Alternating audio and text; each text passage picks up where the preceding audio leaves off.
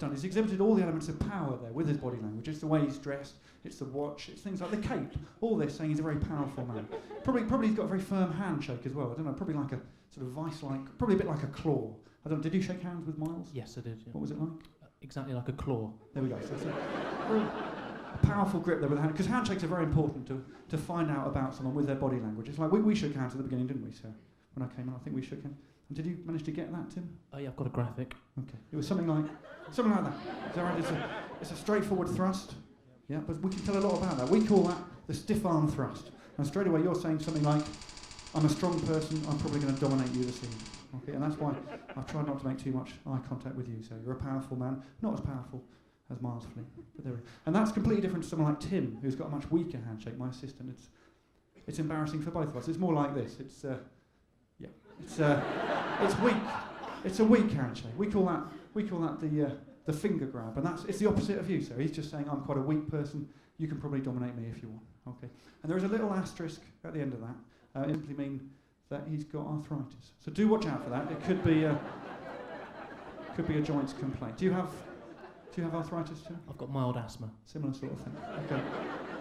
And then finally, so we shook hands as well, didn't we, at the end, which was a nice one. We had a sort of complicated one, didn't we? A double-handed handshake, which it's a risky one, but it's worth it. We call that the glove. Sorry, Alex. Okay. I've just spotted some body language. Code D. Code D? Body code D has been violated. Okay. Who by? The gentleman just down here in the spectacles. Okay. There's two. I've got a graphic. Okay, let's see. Okay. No, that's... No. Oh, yeah, now that's more like it. That's... look at that.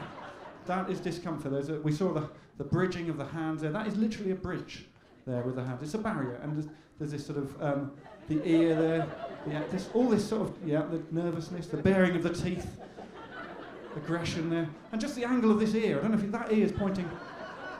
That ear's pointing straight to the wall there, as if to say, I'd rather listen to the wall. It's a nervous sort of, look at all this. This is... oh dear.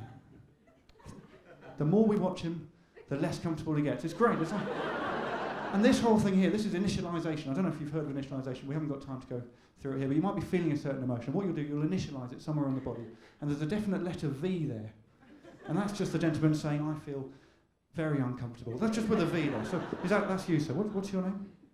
Charles. Okay, don't worry, Charles. We're going to make you feel less uncomfortable. We're going to revert to the brochure. How can we do it? We're going to involve you in the show, and the best way to do that is just to invite you to join us on stage. So please welcome Charles onto the stage. Here he comes.